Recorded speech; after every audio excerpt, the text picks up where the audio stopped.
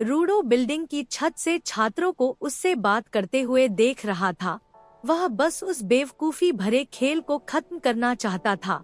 एक आदमी जिसने उसे पहले पीटा था, उस पर चिल्ला रहा था कि उसने सफाई को नजरअंदाज कर दिया है। फिर भी फर्श पर बहुत गंदगी थी और जब रूडो ने उसकी तरफ देखा तो उस आदमी ने पूछा कि उसने इस तरह से अंदर देखने की हिम्मत कैसे की।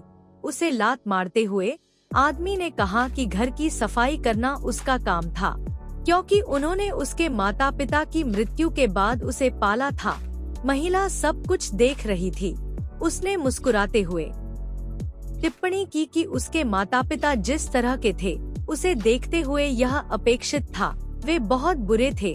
दत्तक माता पिता ने दूसरे कमरे का दरवाजा खोला। उसे एक लड़का मिला जिसने कहा कि यह उसकी गलती थी। फिर उसने जानबूझकर फर्श पर सोडा गिराया। उसने दावा किया कि यह गंदगी रूटो की थी। रिकुडो के पास पहुंची, जो पहले से ही पीटा हुआ था। उसने मजाक में पूछा कि क्या वह दयालु नहीं हो रहा था और उसे और चिढ़ाया। जब मुडो स्कूल पहुंचा तो उसने पाया कि उसकी डेस्क पर ढेर सारी लिखावटें हैं और उस पर फूलों का एक फूलदान रखा हुआ है, जबकि हर कोई उसकी पीठ पीछे हंस रहा था और उसका मजाक उड़ा रहा था। शिक्षक ने कक्षा में प्रवेश किया और उसकी डेस्क को देखा और उसे डांटना शुरू कर दिया और पूछा कि उसने इसके साथ क्या किया है। फिर मारुडो को लॉकर के सामने धकेल दिया गया और उसके 3 सहपाठियों ने उसका अपमान करते हुए उससे मांग की कि वह उन्हें हर दिन 2000 येन दे। अंत में रूडो इतना अक्षम था कि वह कुछ भी नहीं कर सकता था। उसने लड़कों की ओर देखा और अपनी मुट्ठियां भींच ली, लेकिन किसी ने उसके पेट में लात मारी और फिर उसके चेहरे पर वार किया। पिटाई जारी रही। लड़कों में से एक ने उसे दयनीय कहा और उस पर आरोप लगाया और उनका मजाक उड़ाया और उसे कहा कि अगर उसके पास पैसे नहीं हैं, तो वह अपने माता पिता से पैसे मांगे, जबकि उसे पीटा जा रहा था। रूडो ने सोचा कि जीवन और उसमें रहने वाले सभी लोग कितने बेकार हैं, लेकिन उसे लगा कि वह इससे भी बदतर। लेकिन उसने उसे मारना बंद कर दिया। उसका फोन जमीन पर गिर गया और एक बदमाश ने देखा कि जैसे ही वह अपना फोन उठाने के लिए आगे बढ़ा, लड़के ने उस पर पत्थर मारा। स्क्रीन टूटी हुई थी। उसने मजाक में माफी मांगी और दावा किया कि उसका पैर फिसल गया। जब मुडो ने अपना सिर नीचे किया तो बदमाश ने फिर से एल कदम रखने के लिए अपना पैर उठाया, लेकिन किसी ने उसे रोक दिया और उसे आराम करने के लिए कहा। यह पश्चिमी शैली की तीरंदाजी टीम की स्टार और हाल ही में राष्ट्रीय टूर्नामेंट की विजेता निशी थी। सभी छात्र आश्चर्यचकित थे और लड़कियां उससे आकर्षित थीं। उनमें से एक ने टिप्पणी की कि वह अद्भुत था, जबकि कुरन निशा जैसे हारने वाले की मदद कर रहा था। ने बदमाश के कंधे को कसकर पकड़ लिया और बदमाश ने पूछा कि उसे क्या चाहिए, यह सोचकर कि मिशी कितनी मजबूत है, क्योंकि उसके कंधे में पीछे चोट लगी थी। लड़कों में से एक ने तीरंदाज पर हमला करने के लिए बेसबॉल बैट पकड़ा, लेकिन निशी ने उसे मुक्का मारा इससे पहले कि वह जमीन पर गिरा हुआ आदमी झपट्टा मार सके। निशी ने टिप्पणी की कि सड़कों पर ऐसी चीजें देखना अप्रिय था।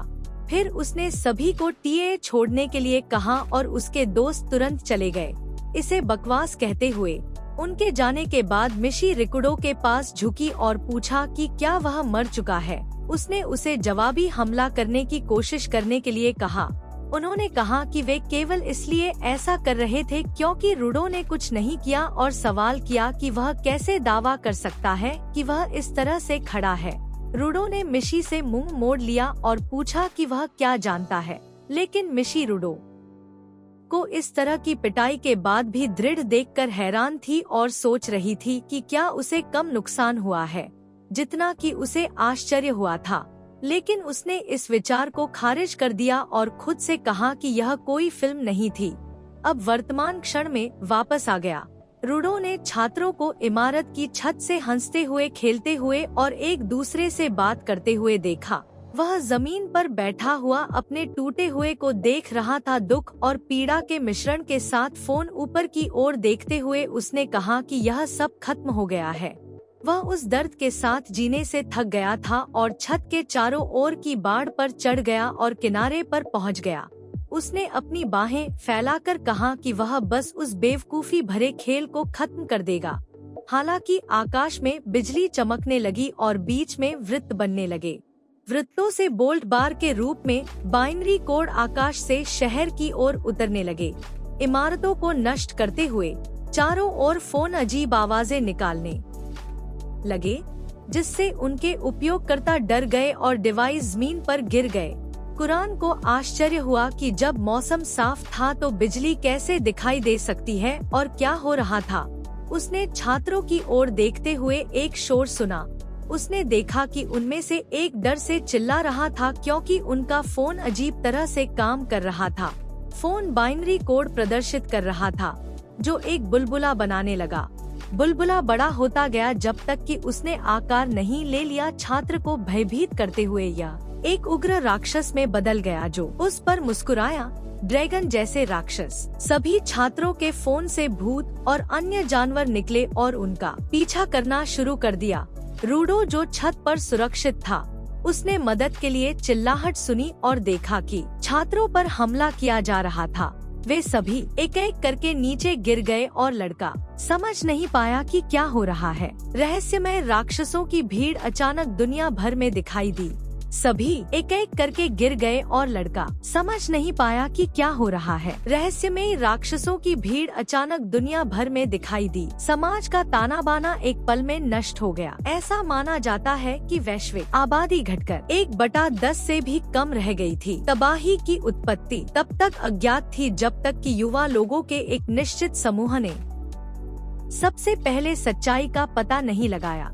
यह सिर्फ एक अज्ञात तथ्य था। राक्षस लोगों के स्मार्टफोन से उभरे उसके बाद की दुनिया में और कुछ नहीं हुआ। बचे हुए लोगों ने उस दिन और नाम को अब न्याय का दिन बताया। स्कूल की छत की रेलिंग पर बैठे कुरोगाने को आश्चर्य है कि क्या यह सच था कि काल्पनिक दुनिया के राक्षस अचानक मानवता को मिटा रहे थे। मुस्कुराते हुए उन्होंने कहा कि वे इसे खत्म करने में कामयाब रहे। उनके नीचे कई लोग मदद के लिए चिल्ला रहे थे और उन पर हमला किया जा रहा था और उन्होंने कहा कि यह एक मौत का सपना था। हर कोई जिसने कभी उसका अपमान किया या उसका मजाक उड़ाया था, उस पर हमला किया जा रहा था। वह खुश था और कहा कि यह उनके लिए सही है, क्योंकि जो लोग उसे बेवकूफ बनाते थे वे अब राक्षसों के पंजे में थे और वे नरक में जा सकते थे। फिर भी मुस्कुराते हुए रिकुडा को आश्चर्य है कि वह सपना इतना वास्तविक कैसे लग सकता है, क्योंकि यहाँ तक कि उससे असंबंधित लोग भी उसका पीछा कर रहे थे। दृश्य को देखते हुए लड़का यह पूछना छोड़ देता है कि क्या हो रहा था और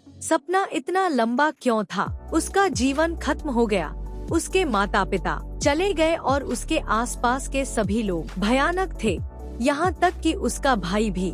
इससे कोई फर्क नहीं पड़ता, अब कोई फर्क नहीं पड़ता। लड़का रोता हुआ मानता है कि यह सही नहीं था, चाहे वह इसे कैसे भी देखे। लोगों के लिए इस तरह से खत्म होना सही नहीं था, जबकि वह विचारों में खोया हुआ था। एक शोर सुनाई देता है और टेरेस का दरवाजा खुलता है और एक भूत उसमें से प्रवेश करता है। एक शोर सुनाई देता है और छत का दरवाजा खुलता है और एक भूत उसमें से प्रवेश करता है, जिससे वह चौंक जाता है। वह एक सिर उठाए हुए था। उसे देखकर उसे एहसास हुआ कि यह कोई सपना नहीं था। उस पल वह सहज रूप से समझ गया कि यह बिल्कुल वास्तविक था। भूत लड़के पर हमला करने के लिए कूद पड़ा और वह रेलिंग से छत पर गिर गया।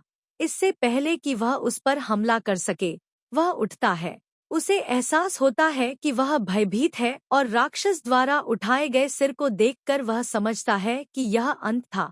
वह सोचता है कि क्या उसका अंत इस तरह होगा, लेकिन उसकी चेतना उसे बताने लगी कि इससे कोई फर्क नहीं पड़ता, क्योंकि वह पहले से ही इसकी योजना बना रहा था। वह इस खेल को समाप्त करना चाहता था। जीवन कचरा था और दुनिया दो थी। अगर यह वहाँ या किसी अन्य तरीके से समाप्त हो जाता तो कुछ भी नहीं बदलता, लेकिन वह नहीं चाहता था कि ऐसा हो और वह निष्कर्ष निकालता है वह बिल्कुल भी खत्म नहीं होना चाहता था। फिर एक लोहे की गेंद उठाकर उसने राक्षस के हमले को रोक दिया, जिससे वह जमीन पर गिर गया और लड़का कहता है कि असली मौत महत्वहीन दुखी और दयनीय थी, यह जानते हुए कि वह इस तरह खत्म नहीं होना चाहता था। इसलिए उसने राक्षस के हमले का और भी अधिक विरोध किया।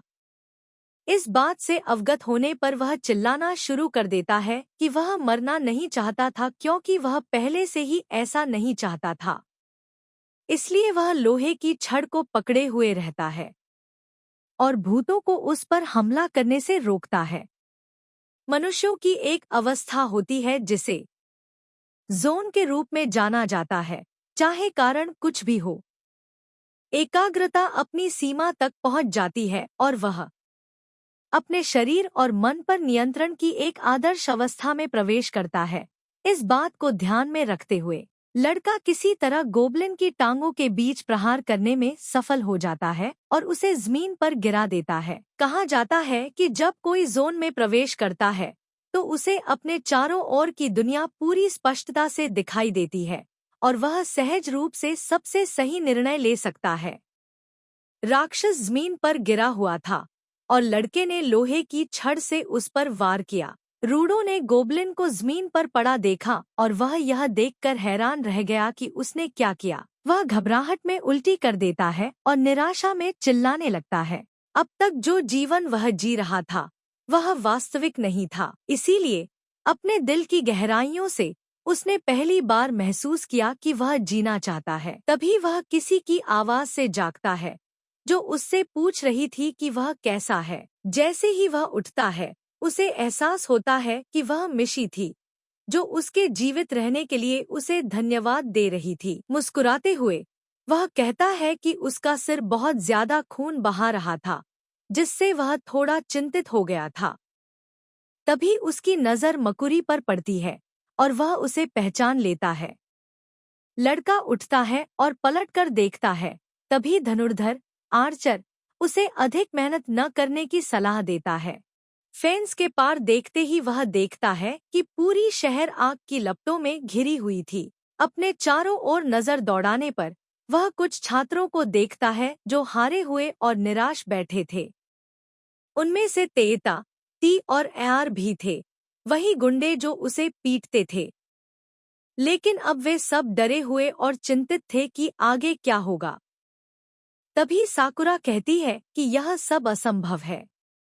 वहीं मामा, जो उनकी पीई शारीरिक शिक्षा शिक्षक थे, ने अपना हाथ उसके कंधे पर रखा और कहा कि वे सब एक साथ रहेंगे, वह उनकी रक्षा करेगा और उन्हें सुरक्षित रखेगा। फिर भी लड़की चिंतित दिख रही थी। इसी दौरान बाकी लड़कियों ने टिप्पणी की कि वह लड़का उसे अजीब नजरों से देख रहा था और उन्हें उस पर दया आ रही थी।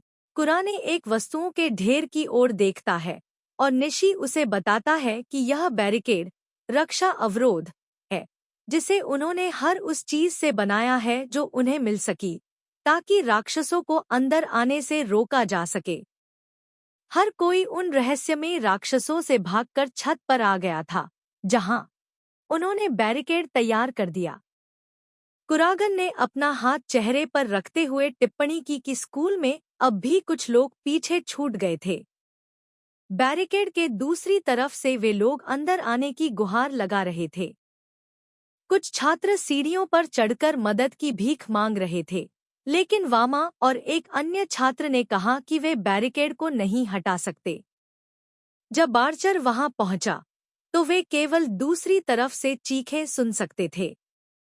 निशी ने कहा कि उसे सच में बहुत अफसोस और अपराध बोध हो रहा था कि उसने बैरिकेड नहीं खोला, लेकिन वह यह भी मानता था कि अगर उसने ऐसा किया होता तो वे सभी शायद बचा नहीं पाते। रूडो ने उसे दिलासा दिया और कहा कि यह उसकी गलती नहीं थी। कोई भी इस तरह के अंत का सामना नहीं करना चाहता था। उसने खुद भी बचने के लिए अपनी पूरी ताकत झोंक दी थी। राक्षस के शव की ओर देखते हुए आर्चर ने पूछा कि क्या यह रूडो ने किया था। वह पूरी तरह से स्तब्ध था, क्योंकि उसने कभी यह सोचा तक नहीं था कि ऐसा कुछ करने की कोशिश की जा सकती है। फिर उसने कहा कि काश उसमें भी रूडो जैसी हिम्मत होती, तो शायद वह उन छात्रों को बचा सकता था। उसी समय उन्होंने दहशत भरी चीखें सुनी और देखा कि पीई शारीरिक शिक्षा अध्यापक सभी से कह रहे थे कि सबसे पहले स्थिति का आकलन करें, खासकर यह देखें कि मोबाइल फोन से निकलने वाले राक्षसों का क्या हो रहा है। साकुरा ने इसकी पुष्टि की और अपना फोन दिखाया, जो पहले तो काम कर रहा था लेकिन अब पूरी तरह से बंद था। फिर एक अन्य छात्र ने दिखाया कि उसका फोन भी बंद हो चुका था। इस तरह सभी को एहसास हुआ कि उनके फोन चालू नहीं हो रहे थे और रूडो का फोन पूरी तरह से टूट चुका था। शिक्षक ने निराश होकर कहा कि अब वे किसी से मदद की गुहार नहीं लगा सकते। केवन सोचने लगा कि इसका क्या मतलब हो सकता है। राक्षस मोबाइल फोन से बाहर आ रहे थे, तो इसका मतलब यह था कि सब कुछ किसी न किसी तरह आपस में जुड़ा हुआ था। लेकिन उसके फोन से कोई राक्षस बाहर नहीं आया था। उसने सोचा कि शायद ऐसा इसलिए था क्योंकि उसका फोन पहले से ही टूटा हुआ था। वायामा ने कहा कि वे किसी नतीजे पर नहीं पहुंच रहे थे, इसलिए सबसे अच्छा यही होगा कि फिलहाल की स्थिति को बनाए रखा जाए। उसने सुझाव दिया कि वे पुलिस या डिफेंस फोर्स, रक्षा बलों के आने तक इंतजार करें और पूछा कि क्या सभी को यह समझ में आ रहा था।